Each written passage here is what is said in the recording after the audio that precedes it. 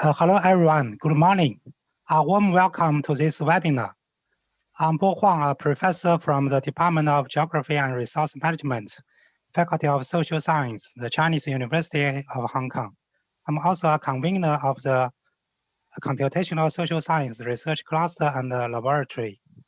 I'm very happy to chair the webinar today, because this is the first webinar of its series organized by the Computational Social Science Laboratory. We have invited the Dean and the Associate Dean to say a few words before Professor Jaemin Lee's presentation. To save time, let's go straight to invite Professor C.Y. Chu, the Dean of Faculty of Social Science, to give his opening remarks. Professor Chu, please. Thank you, Professor Huang. Can you all hear me? Yes. Yes. Hi, good morning. So on behalf of the Faculty of Social Science, the Chinese University of Hong Kong, I would like to welcome all of you to this webinar. This is the first academic event organized by our Computational Social Science Lab and our Computational Social Science Cluster. So I'd like to begin by thanking Professor Huang, Professor Xu Zhang, and Professor Tony Tam for being the champions of these faculty initiatives. I hope you will enjoy this very exciting presentation by our speaker, Professor Lee from the Department of Sociology. And I promise you that, webinars of equally exciting content will be forthcoming in the coming months. So please stay tuned for our academic activities. So in fact, in the past few months, actually just a few months, we have started this new initiative, Computational Social Science, in our faculty at Chinese University of Hong Kong. Our ambition is to provide a platform for colleagues all over the world, particularly in this part of the world, to be connected in the pursuit of research excellence in the area of computational social science. So we have built up our research capacity in this domain by recruiting young stars like Professor Lee, as well as connecting to our eminent researchers within the faculty. We are also building the research lab facility, building up our theme-based PhD program, postdoc program, and so we are also trying to build up a database for colleagues who are interested in doing computational social science. So this will be an exciting development in our faculty. So I know that you are here for Professor Lee's talk, so I'm not going to take some more time from him. But I do want to invite all of you to become part of this faculty initiative at the Chinese University of Hong Kong. So please stay tuned for our online academic activities before it is safe to travel again. And when it is safe to travel again, let me welcome all of you to Chinese U, to our Computational Social Science Lab, and develop collaboration with us. So thank you very much. Without further ado, I would like to give the floor back to Professor Huang.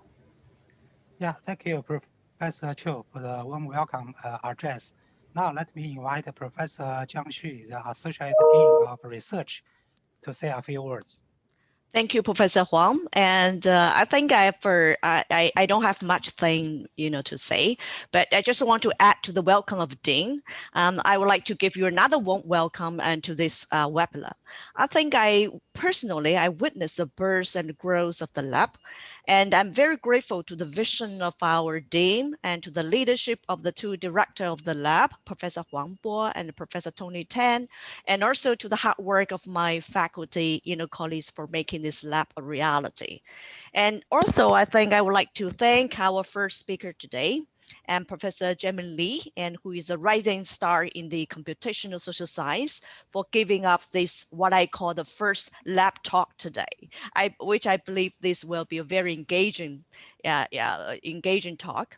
I think perhaps the two directors will introduce some initiative later on, but now I would like to refer to one initiative that have already taken place, and our faculty's theme-based PhD program on computational social science with a particular focus on the development of sustainability, health, safety, smart city in contemporary China. I mean, this program is not the regular or ordinary PhD program because students on this program undertake an interdisciplinary research project of their own design, collaborating across different faculties and also different departments. And we have a bunch of active researchers in the computational social science with a focus on Greater China, sustainability, and healthy city. And they will be the supervisor, co-supervisor, or thesis committees of the PhD students in this program. So I think the lab will provide the research infrastructure and also human resources to support this program as well. And I believe the faculty has made a long-term commitments to this area. So stay tuned and follow us. Thank you. Yeah, thank you very much, Professor Xu. Now, my turn to say a few words. Being constructed for CSS CUHK, such as Twitter and LinkedIn group, mainly oriented towards Western researchers and scholars, and the WeChat official account oriented towards researchers and scholars in mainland China. So actually, I just sent all the site information to you via the chat window. You can check them out. Yeah, that's it. Yeah, thank you very much. Now, may I invite Professor Tony Tam, the chair of Department of Sociology, to say a few words. Yeah, I will just use a minute to congratulate our dean and our associate dean for championing this great initiative. It's very, very gratifying for me to witness its birth as a brainstorming idea and then actually seeing it putting into practice and realizing it in terms of multiple programs within the faculty. I'm very happy to be part of this movement and very happy that sociology can contribute in a couple of ways. One is the cluster recruitment.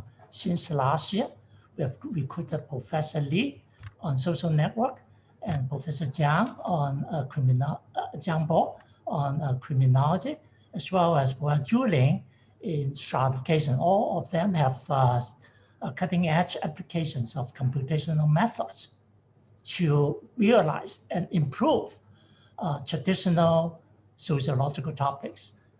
We are very happy about that. We have a newcomer within a few months from Columbia, sociologists of stratification as well as education, doing computational social science in the context of interdisciplinarity. It's a very exciting group of young scholars within sociology.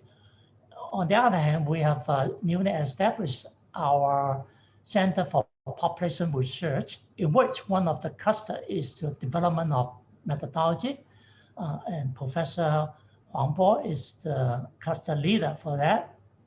That was conceived even before the computational social science movement within the faculty is in full-fledged. So I'm very happy to be part of this and look forward to further collaboration among our colleagues. And I look forward to Professor Lee's talk for today. Thank you. Yeah, thank you, Professor Tam, for the warm opening remarks. Okay, now let's move to the presentation of Professor Jaemin Lee. And before that, please allow me to just a minute to introduce him briefly. Dr. Lee joined the Chinese University of Hong Kong last year as an assistant professor of sociology. He got his bachelor degree from Yonsei University, one of the Sky Universities in South Korea. You know Sky Universities, right? Which are top universities in South Korea.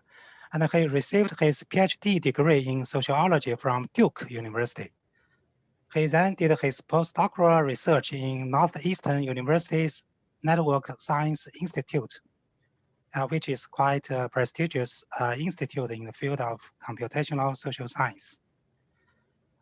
His research looks at social influence in the political, economic, and social contexts using network data and computational methods. And his research work has been recognized by awards from the American Sociological Association and the American Political Science Association.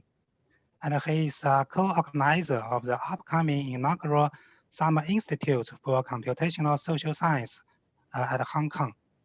And the detailed information for this Summer Institute has been announced also in the poster of today's webinar. And without further ado, let's welcome Professor Lee. Thank you so much. And I'm going to share the screen right here.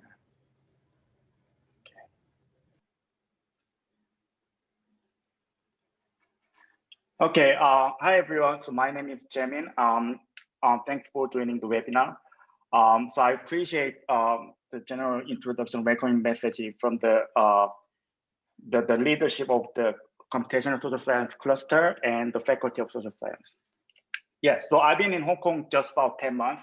And this is actually my first time in Hong Kong, but Hong Kong and CUHK have been treating me and my family so well. And especially it's a blessing that the dean and the leadership of the faculty created this cluster and offered me this opportunity for me to present. So thanks again. So overview of my research. So as a sociologist, I'm interested in how things are socially constructed. The social here means like social relationships and often represented by networks. And within that, my area of focus is the diffusion and peer influence processes in the political, economic, and school context. And I'm naturally drawn to like computational social science because this is an area that has adopted tools and data from CSS relatively earlier within sociology and other social sciences, because it goes together as interdisciplinary with like network science and physics and other kind of fields that deal with like social networks. So today I want to introduce my research agenda and some findings and convey some of my reflections about CSS. So one of the broad questions that I'm working on is this: how do social contagions look like? It's a very broad question, and there's a very broad general theory of like complex contagion. That's the focus of my first half of the talk. This theory draws a useful distinction between simple and complex contagion. For simple contagion, it is more like a pathogen case. There's one infected author and another infected person here, and try to infect the ego. So there's a probability of infection here, number one contact and number two contact. Of course, there are many complexities here in this contagion, especially if you're interested in COVID. You might have heard of like many kind of things that are under the hood of this infection. But the bottom line here is that because these are intrinsically the same pathogens, infection rate for each contact is the same and the constant. So like the seasonal flu, each additional contact with an infected person increases the risk of infection at a constant rate. So in this distinction, that is the simple contagion. So basically biological processes of contagion. Then what's the complex contagion? It is more like a COVID vaccine, okay? So this is a pathogen and this is about more like a vaccine. So when you hear somebody got vaccinated, then you say, it's okay. Then another contact tells you he got also vaccinated, then you might say, all right, two of my friends got vaccinated. Why not me? It should work, right? Then you make an appointment for the shot. So in this sense, for like complex contagion cases, what this theory argues is that there are qualitative differences in the first signal and second signal. And additional activated contacts turn into social reinforcement that result in increasing adoption gains. So as compared to simple contagion, while the sort of like transmission or adoption rate will be the same for each contact, but here, first signal and second signal is different. So thus, this theory suggests that when we put P as an adoption or infection probability by peers, the shape of the diffusion curve should be different by simple contagion and complex contagion here. Simple contagion, obviously more contact, more infection, but there are a decreasing return as we increase exposure. So x-axis is number of neighboring adapters or infected actors. So K1 and K2, K3, adoption probably increase, but generally like decreasing return function here. But by contrast, for complex contagion, people see greater credibility for the second exposure, whether that can be like product or social movement or any kind of belief news. The second and plus context should be different in terms of adoption probability. So leading to this kind of step function or threshold-like shape. But here, an important point though is that not all human adoption cases should look like this. For example, when you see an advertising message from your email, we tend to make a decision just by one exposure, whether we adopt it or not, right? Maybe second email, third email should affect, but it's not really different about my decision, right? But the complex cases will be some kind of costly behavior, right? Social movements and belief diffusion and adopting new product, etc. So it is not at all obvious claim and it's worth testing empirically. So actually the broad question and the theory question simply boils down to knowing adoption probabilities by peer exposure K0 and K1, K2. It's a very simple question, but there are lots of empirical hurdles to test this theory, right? First, it's not the type of a puzzle that can be easily addressed by surveys. You can imagine like we need to track down adoption by time. We need to exactly know who your friends are so that we know that your adoption actually results from somebody else in your network, right? Secondly, there's like strong endogeneity that functions through our networks. So our networks and social relationships are already similar in many characteristics. So it's like homophily operates in our social relationship. So this turns into a very difficult causal problem. So seemingly pure effects might actually be that they individually adopt something, but happen to befriend each other. This is like spurious relationship, right? So all this concern leads us to do an experiment. And we do have prior experiments, but their settings are relatively problematic in our thoughts. So they usually use social media platform because they can be easily manipulated and really convenient to recruit participants and etc. So they leverage manipulating notification like Facebook notification. So when someone like your post, then you get notification, right? So they use that tool as like a peer exposure.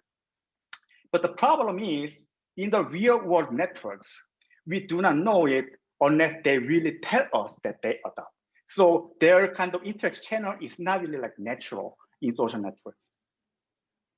And because they use social media, their study outcomes are usually not costly. For example, like adopting hashtags and adding some service in Facebook or something like that. That's not really like costly.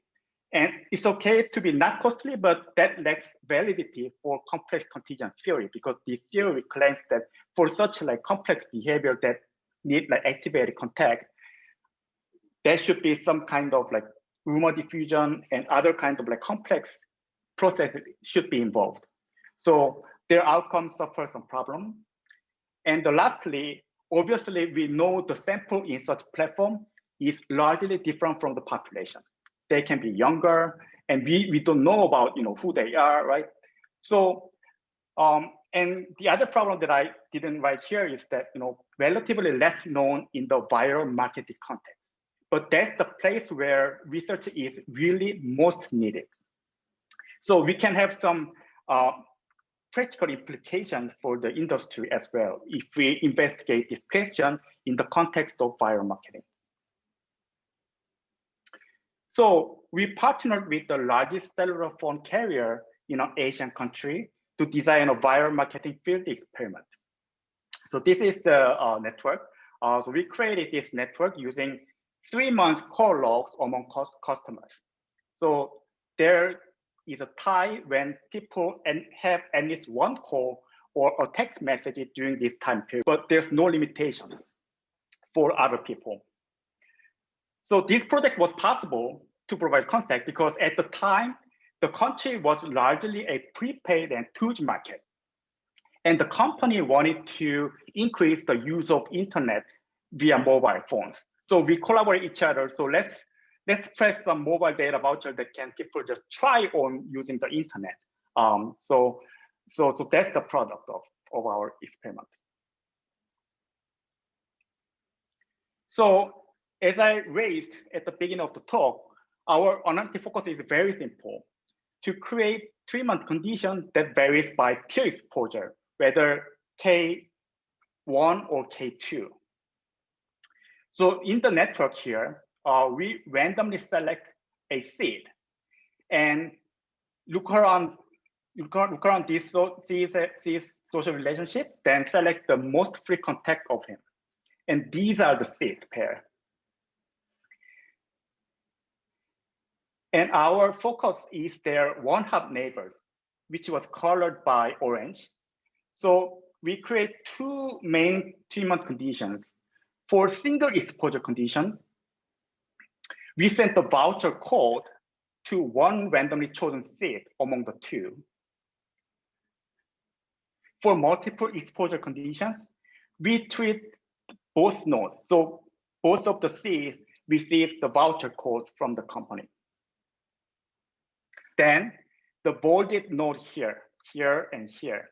It's the same network, but expose it to, they differ by peer exposure. Here, this node has just one node that received the voucher code, and this node has two seed nodes that received the voucher code. Then we compare adoption rates between the two. So it's randomly selected seeds among the network, and randomly, and the treatment condition was randomly assigned, so that we can compare the adoption rates in this control randomized experiment. So it's complicated here, but I'm going to walk you through here. For time matter, I'm not going to go through all this, but happy to talk further later. The bottom line is that the consistent with the theory, we find a social multiplier. First, let's see numbers, the figure C here. When K increases here, x-axis, we observe higher returns than what would be expected in simple conditions. Adoption rate via addition exposure follow a step function.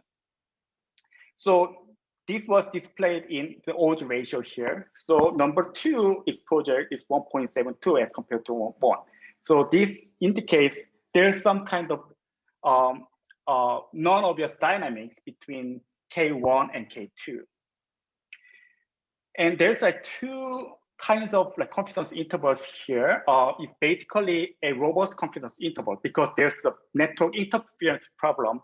So we had to permutate like peer exposure and do the simulations and how much the p-value can be exact under the network interference condition. So we find like this kind of step function here, right? So we find the like social multiplier that can be evidence for complex contagions.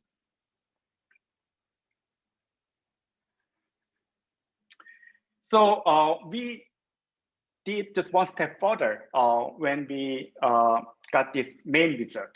So given what we got, we wanted to know some mechanism or heterogeneity by some social structures.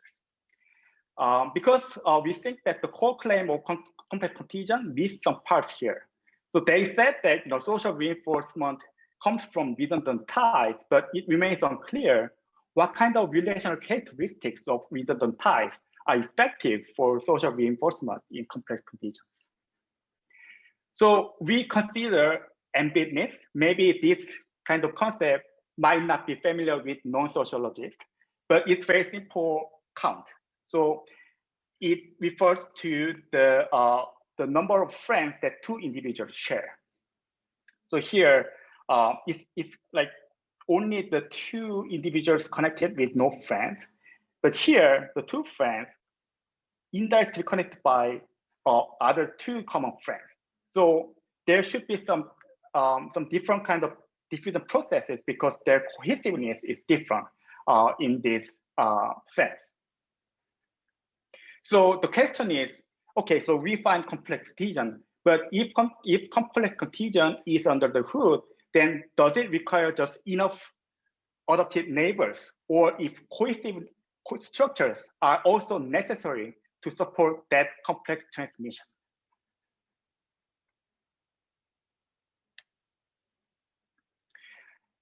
To investigate this question, we did a little trick given our main manipulation that I introduced before. So upper panels are our main conditions that I already talked about. So the comparison here is another kind of cells made here, so more embedded and less embedded. So let's compare like M1 and A1. A1 is less embedded, M1 is more embedded. So while focal node here and treated Cs have a common friends here, right, in M1. But for A1 here, this focal node is connected to the code receiver, but it just directly connects to the code holder and do not have any other common friends here. So he has a friend below here, but this friend is not connected to the treated seed here. So that's the difference that we make here. So, you know, in other words, here focal node is situated in an open triad.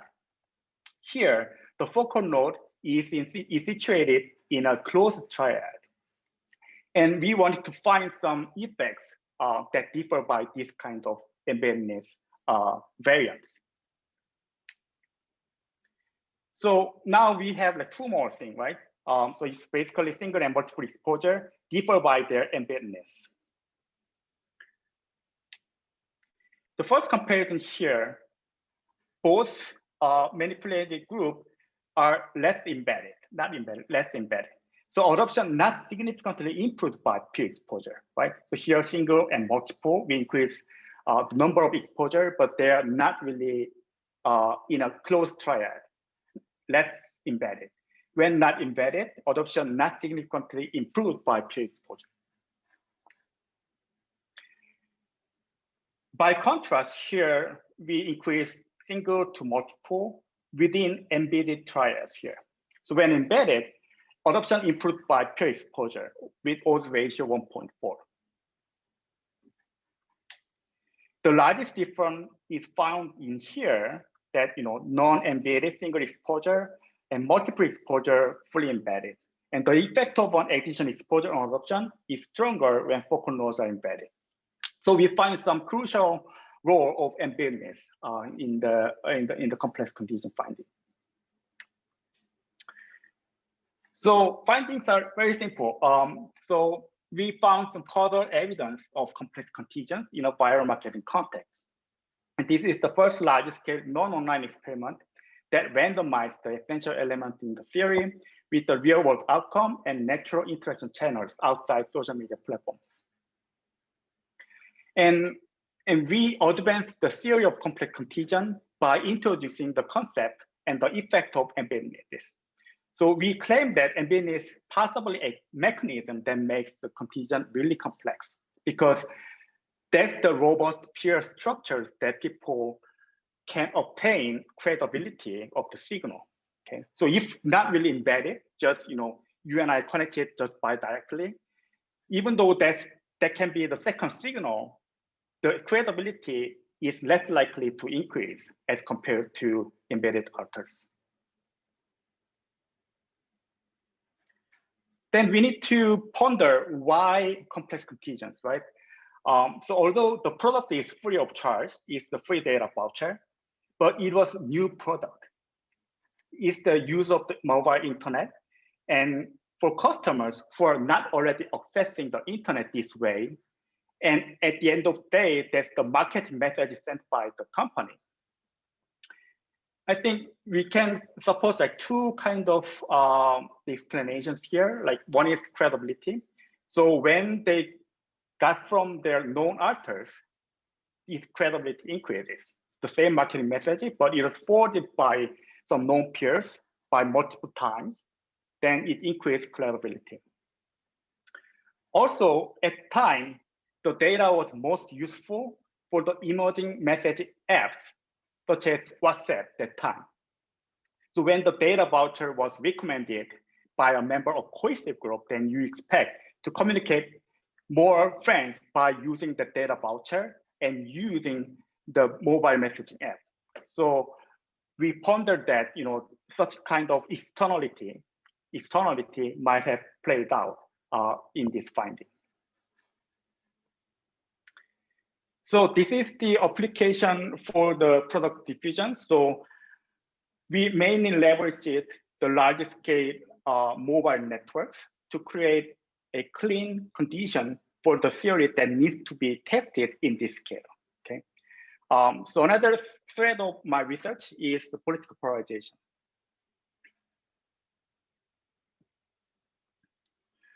So you all know what political polarization, right? So it's not only is one of the most difficult problems that many societies are dealing with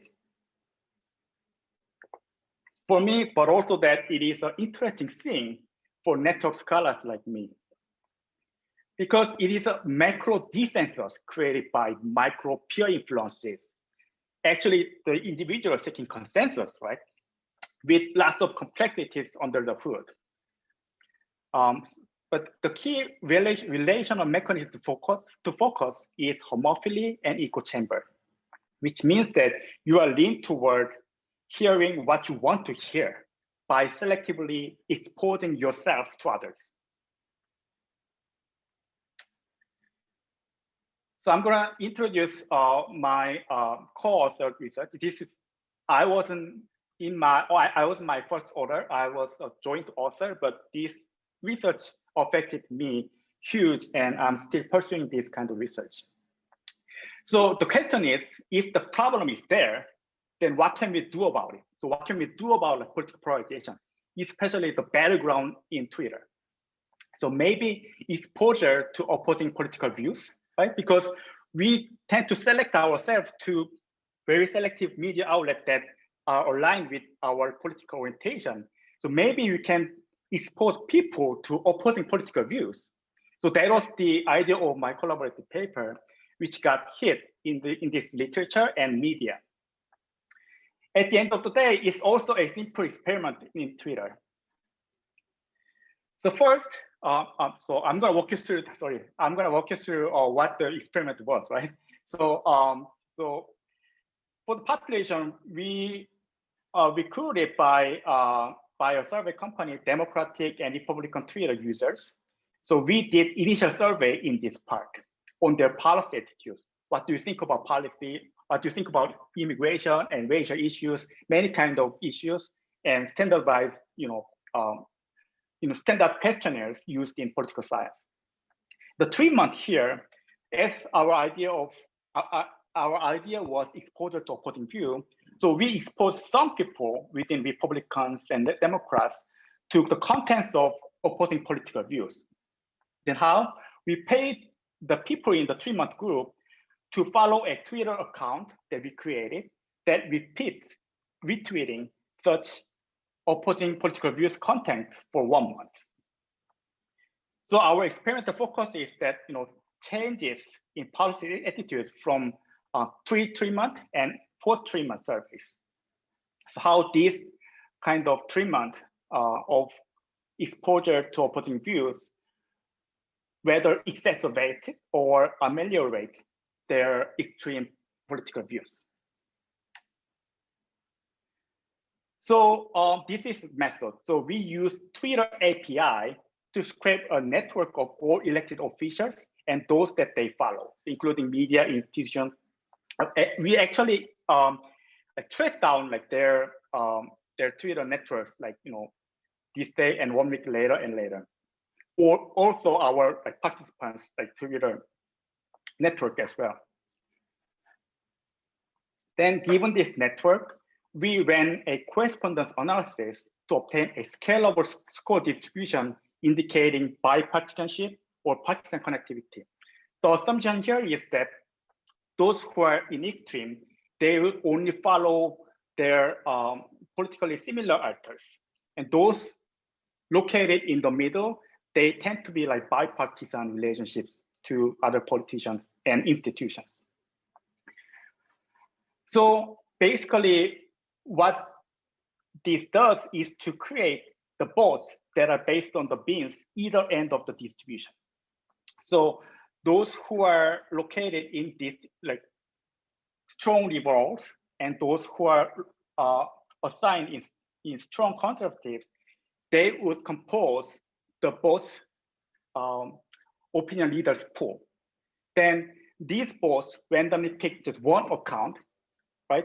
These are our randomly pick and random pick, and just retweet their messages. So the participants would see this message every hour for a day. So that's the treatment. And this is the result. Obviously, you see not huge effects. Obviously, there are many things affect your political opinion attitudes. So we did not want to exaggerate it.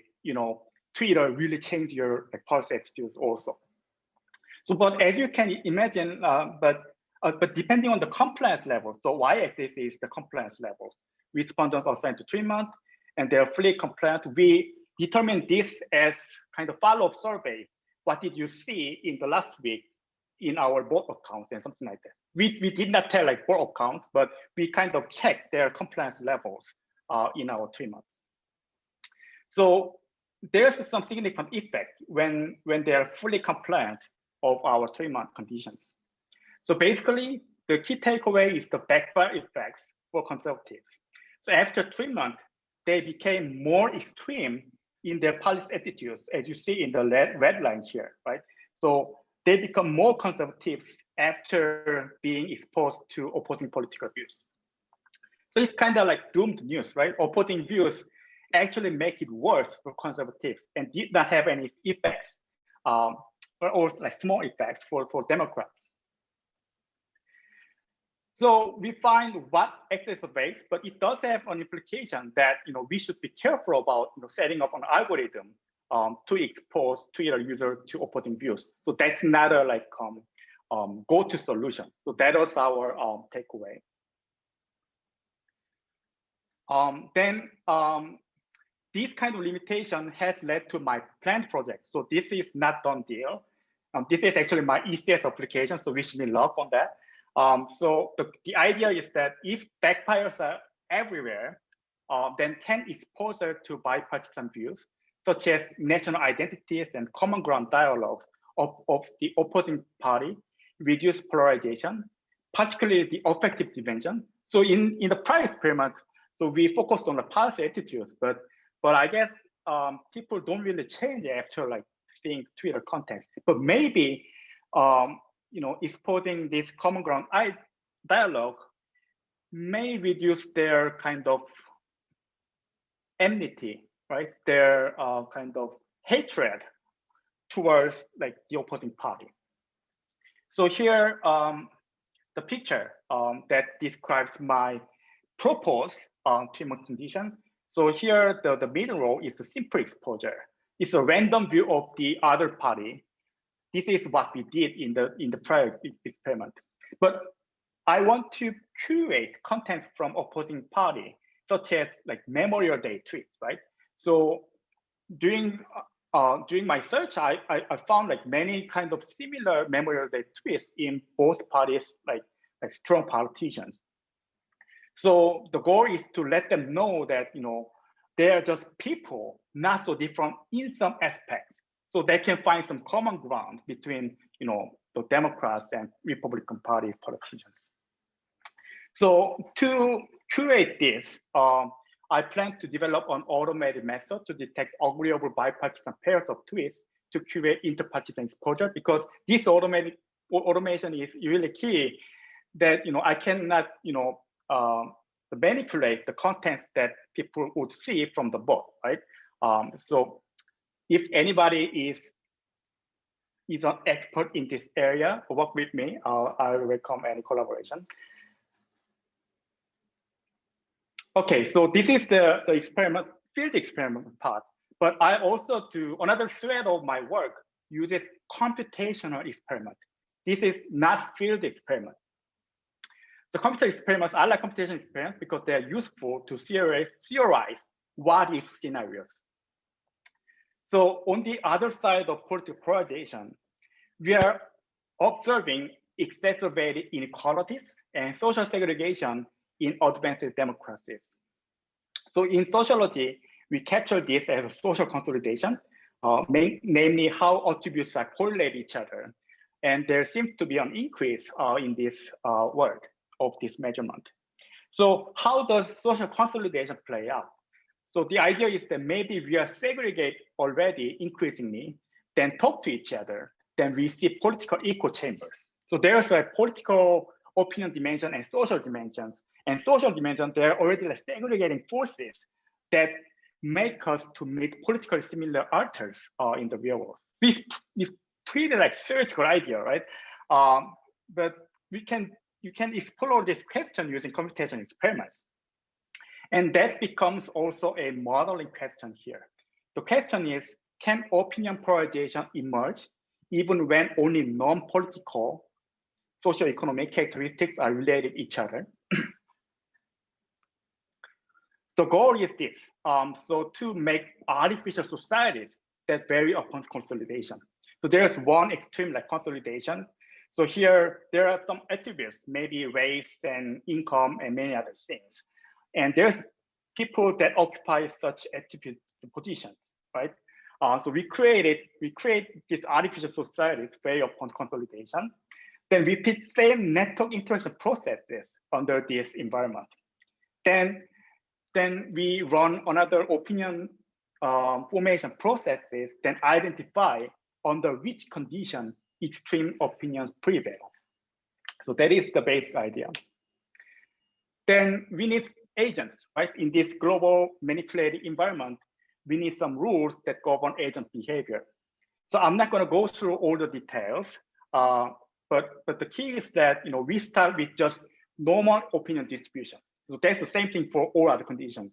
Then what makes this normal distribution turn into kind of like a skewed distribution on both ends of the opinion distribution? So we start with just normal opinion distribution, and agents have an opinion and social positions in attributes, and they meet each other. They meet each other by a parameter of position homophily, basically the reach of the people. And they make opinion changes, either compromise and reinforcement. So there's kind of relational rules and opinion changes rules. The first result, so I only vary position homophily, which is the reach of these positions. Then how that affects opinion polarization. The point here is that homophily alone, here homophily is in socio-economic dimension or social dimension rather than a political dimension. Opinion polarization doesn't always happen. That's a rare case outcome when homophily is really, really high.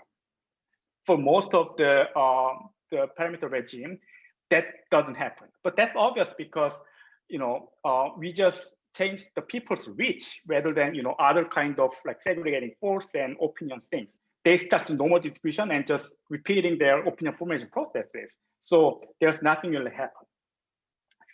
So extreme homophily, localization, polarization, that's the link of the process, but that's quite a rare case. The question here is that is there a macro condition that brings such structure conducive to opinion polarization? So that's where like consolidation comes in. So here, when you increase consolidation levels, so here, sort of like color gradation is differed by consolidation. When it's the black, this high consolidation, people just line up by the social attributes. You can imagine like very exacerbated inequalities or like social segregation, but non-political or non-opinion levels. So when we increase this consolidation levels in artificial societies, it pulls up the critical point here. So we saw that the polarization rarely happens as we increase it positionally, but high consolidation can turn it into strong echo chamber effects. So my model theorizes that when there's a strong inequality or socioeconomic sorting, opinions can be polarized, easily polarized. And the important sort of like sociological implication is that if the political polarization cannot be your own choice, but also can be the functional macro environment that can make your kind of like interaction process really matter for opinion polarization. So that's the theorizing, which is the primary goal of agent-based modeling, but I provide some empirical evidence here. So one such consolidation case is that political sorting in the place or geographic polarization. So I used the US presidential election two-party vote margins to show that landslideness in the US presidential elections has increased in decades in both state and country level. So even for all kind of election from 1992 to 2016, the margin was really like close, but despite the overall margin, so cross-state contribution to the sort of like the two-party vote margin variance has steadily increased. And that's not only state level, but also county level, such contribution has increased. So there seems to be the alignment between place and party identification. And when you make a friend to discuss in a neighborhood, that friend is more likely to be with the same political orientation. So that is kind of like spatial segregations that affects our network formation that can lead to political polarization. The second evidence is that I also use National Election Survey network modules to find that individuals with high state level consolidation will exhibit higher dyadic partition similarity in their political discussion networks. So the key is that the higher the consolidation in a state, the more similar that one's discussion network would be. So this is a little bit crude measure using just survey data and measured by their kind of like socioeconomic characteristic correlations. But still, I found that there is some strong relationship between the political similarity in discussion networks and the state's the consolidation level. So take-home message from this experiment is that we should focus from individuals to structures. So the rise of ideological echo chambers should be understood not just as a change in individual preference, but as a consequence of the macro level changes, social consolidation. So almost time up. So there's a synthesis. So I hope I have clarified how large-scale mobile networks and online field experiments and agent-based modeling can be leveraged to better understand the peer influence and diffusion processes in social networks. And this gets us back to the question of what in the world CSS is. So I brought some definition from an annual review of sociology articles. So computational social science is an interdisciplinary field that advances theories of human behavior by applying computational techniques to large data sets from social media sites, internet, other digitized archives such as administrative records.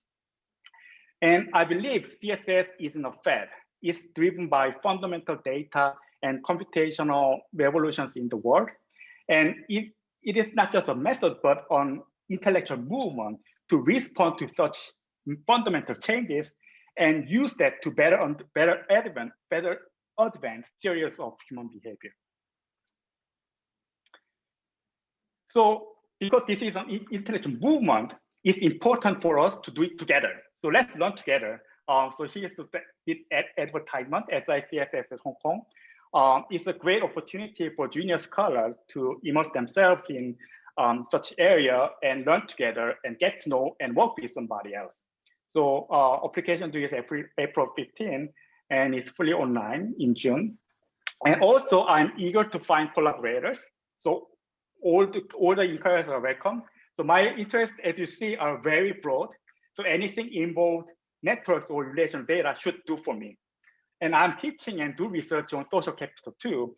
And for the topic, my work is not really like CSS-ish. So I also do research using the standard method as well. So it's open for collaboration.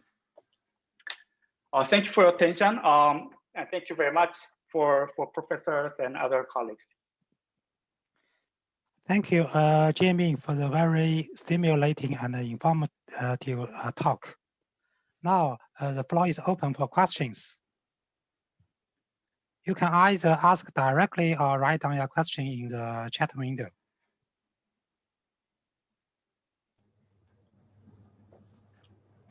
Let me start. Sure. Sure. Hi, Jaemin, thank you for the very interesting piecing together of a research program. That's very exciting indeed. Regarding your final presentation on social consolidation effect, I'm wondering whether it may be connected to the first study you presented about complex contagion. In that case, embeddedness is the key network structure that brings in complexity. In the final set of analysis, you refer to social consolidation. Is there any way to conceptualize social consolidation as a form of social embeddedness? If you can, then I think Granovetter, who pioneered the concept of social embeddedness as a central concept in economic sociology, would be mightily happy. Yeah, that's a very interesting question. To be honest, I haven't thought about it, but that's a great value to search. But here, so I found that the definition of embeddedness really varies even within sociology as well. But here, the definition I employed is very narrowed down kind of measurement rather than like theoretical concept. It's the number of common friends. But I think there should be a way to expand the concept of social consolidation and benefit from considering the embeddedness. But here the consolidation is so in my first talk, the embeddedness is a network measurement. Here social consolidation is a kind of like a macro kind of concept. So the levels are different, but if we scale up the concept of embeddedness that match with the consolidation should be fruitful theoretical implication. And I will think about it, but I do not have like direct idea that comes out of my head. But thank you for that. Yeah, thank you. So any more questions from the audience? Yeah, maybe I can take the privilege to ask you a question.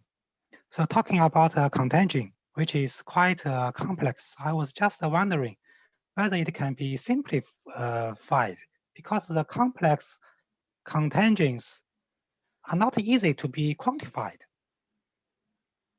Okay, yeah, yes, but I believe like probably our research's potential weakness is just too simple to investigate complex contagion, because in our definition, and because we stick to our original definition, it's about the function of the diffusion curve here, whether like, you know, the adoption probability is really improved at K2 conditions, right? But what your question's getting me is that, so can you clarify your question that you wanted to investigate more kind of complex dynamics in this process, or what is your intuition behind this question? Yeah, for example, there are two neighbors. Mm-hmm. How to differentiate their social influence on me? Okay. Kind of, yeah. yes. But that's basically our research infers from the results, right? So we have adoption probability for K1, K2, but yeah, that is true that we do not differentiate it how the probability 1 and probability 2. We just use the two-pair exposures. So yeah, it's obviously our research did not distinguish the two, but I think that is really hard question to pursue, right? Because it's really empirically not tractable. So after some people adopt them, then you should ask, like, who was your influence? Who was your who was the other influence? But the result that I didn't show here is that can I share this?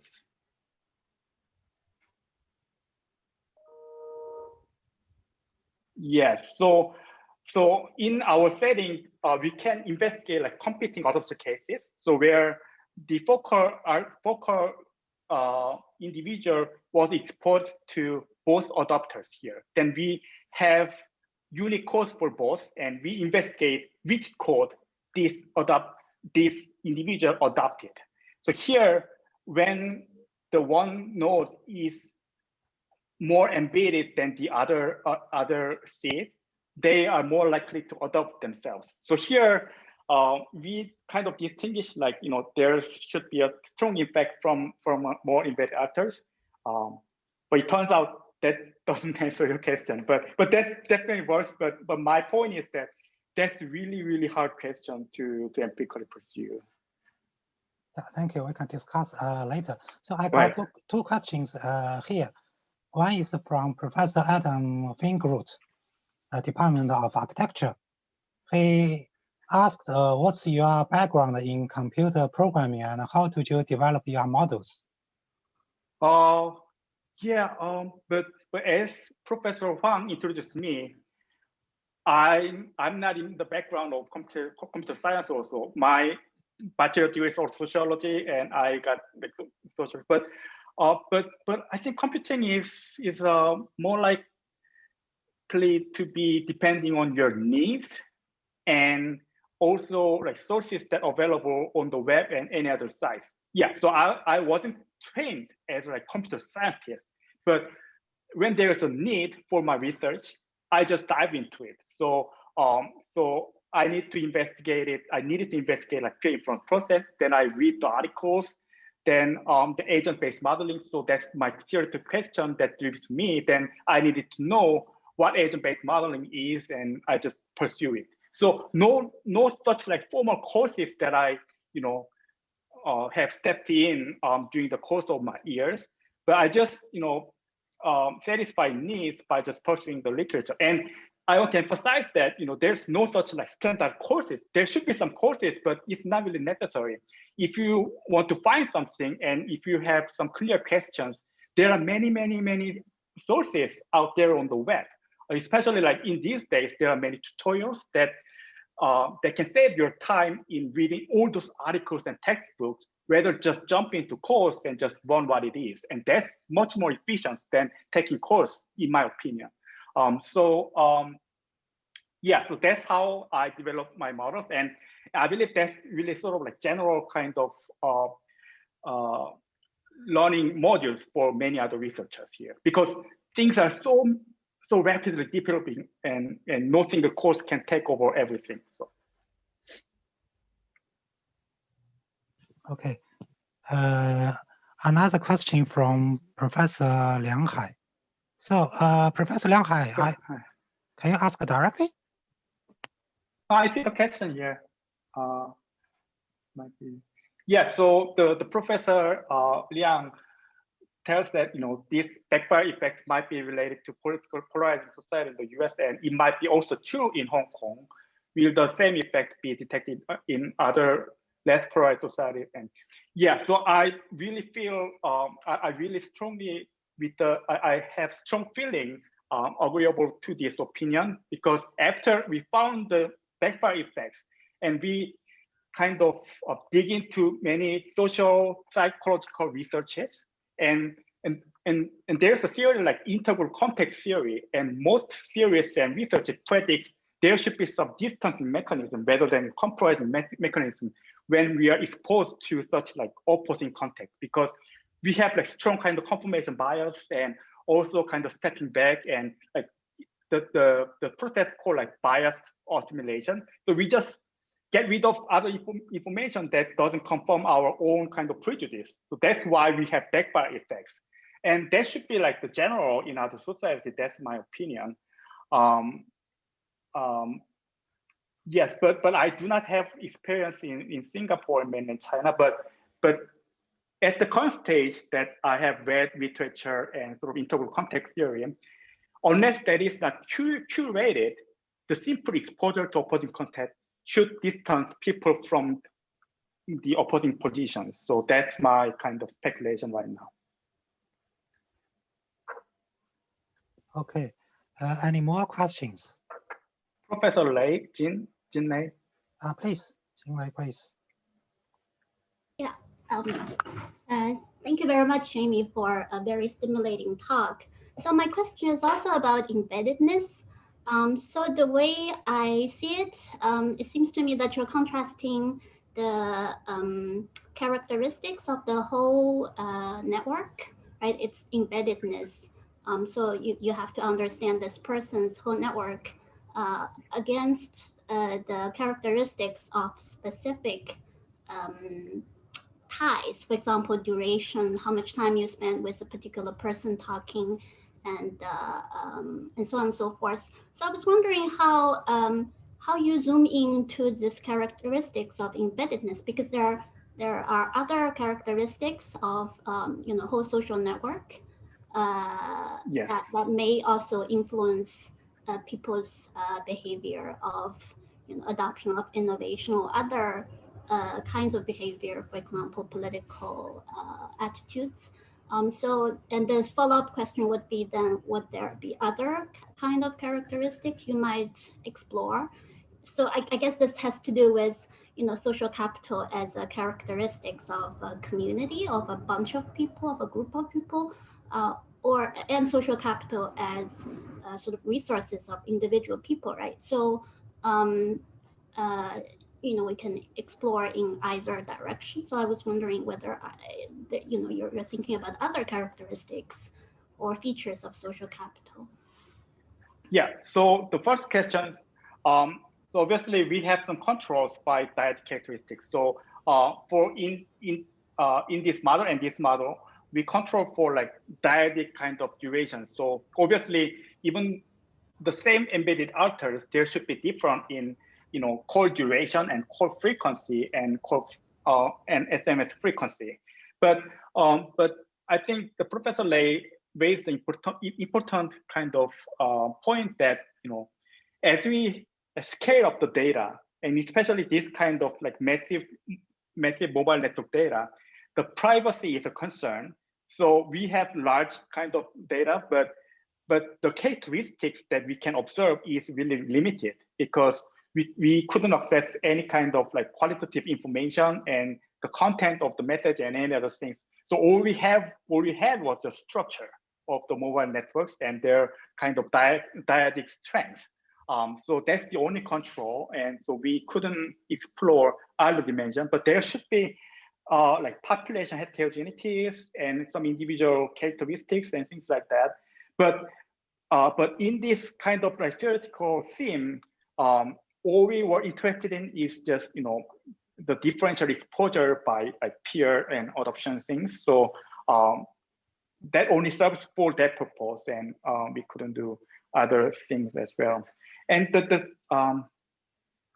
second question, like social capital, that's also like huge matter, and I believe you raised the right points that should be included any kind of like political polarization. But I believe, like in my read, there's not much literature that address social capital in meaningful ways. So I think your point may be like future research that we can just tackle the limitation of the literature and make some new contributions based on social capital theory as well. Yeah, so I feel you, and but that also not investigated in my current research right now. Okay, Tony has another question. So how much did the first field experiment on adoption cost you? Oh, that experiment? But yeah, it did involve the collaboration with the company, but at the collaboration of the company, I wasn't PI. So I was not PI, so I don't know about details about the data. But it actually doesn't really cost much because the company provides mobile network data, and also company as well, they sort of like spread out their free data voucher, but they might cost some things, but it's about the promotion. So I think this tells us some kind of insights about the industry collaboration as well. Like there should be some common needs that can researchers and industry can benefit from each other. So I had the opportunity to other kind of researchers that occasionally collaborate with other kind of industries, but industries have interest in their kind of profit as well, right? So there should be some kind of mechanism or any kind of things that researcher can guarantee some information to the company as well. So that makes the collaborations. But I think here in this period, there should be an increasing interest in data science and collaboration with scholars in academia. So I think it's important to open to such industry collaboration to secure better data and some test of hypothesis in a better setting. So yeah. Okay, great. So any more questions? So from the discussion, I can see that it involves many interesting yet challenging topics. So it gives a lot of opportunities for the lab, the group, all the members and the student researchers together to address them.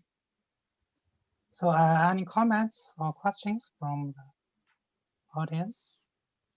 Or would you like to take this opportunity to talk about possible data acquisition by the computational social science lab and how that may fit into either exploratory research, collaboration among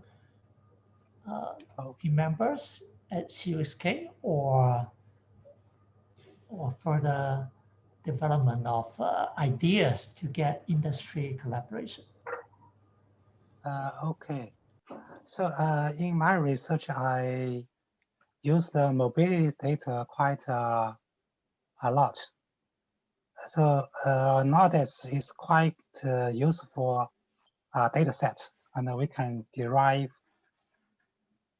many attributes from the mobility network, like age, education, income, etc. On that basis, then we can estimate social context and link social context to the disease transmission model. Yeah, that's actually what we did in the COVID-19 study. And we are planning to purchase some data sets from China Telecom, which provide the mobile phone checking data with the age, education, income information. Yeah, then we can develop some models to derive those information from another data set and validate to some extent by this data set. We can also study social synergy, etc., using such data set. And this data set involves very rich information of location and also time. I hope such a data set can be integrated with the social network data. Then it can become more powerful in studying the social science questions. Yeah, that's about basically the data we're going to acquire. Yeah, of course, we also grasp the techniques in processing satellite images, map data, etc. And this can also provide a lot of information. Okay, I guess no more questions. Then we can conclude the webinar. Yeah, thank you very much, Jaemin Lee. Also, thank the two deans and Tony for your participation, and all the audience for your attendance. Yeah, thank you very much. Thank you. Thank you. Bye. Thank you. Bye-bye. Bye. Thank you, Jenny. Thank you. Thank you.